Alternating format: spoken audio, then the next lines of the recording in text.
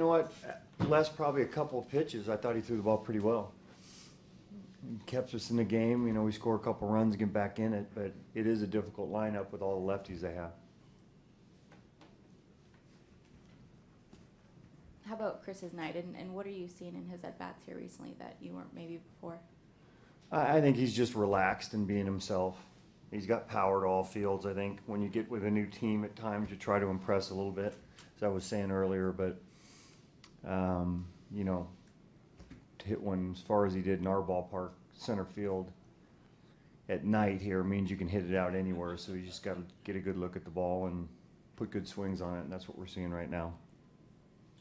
One of the runs that you scored came when Graveman was actually in the game, so it continues for him that there are no runs scored when he pitches. I mean, how do you deal with something like that? And do you, as far as the pitcher goes, keeping his head up? And he's fine. He's just trying to keep his team in the game, pitch as long as he can, and that's what he did. And again, it's probably a tough lineup for him, but threw the ball well. You know, probably a couple breaking balls that were up that they got some good swings off of, but I think the breaking ball has been, his slower breaking ball has been a good pitch. It's kind of brought him to a new level with, you know, with a better repertoire.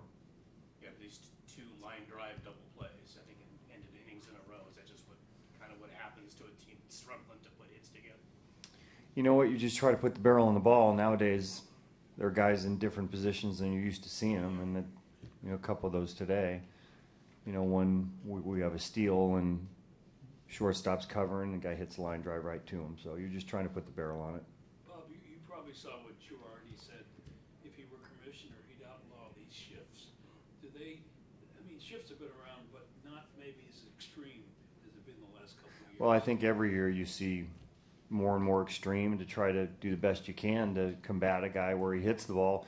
But you're also seeing some guys beat the shift nowadays too. I mean, that's going to bring the field back into, you know, where it's going to open the field up a little bit for you. Reddick hits a ball, Cruz hits a ball between first and second. You're seeing some guys really try to hit the ball the other way and get the field shifted back in their favor.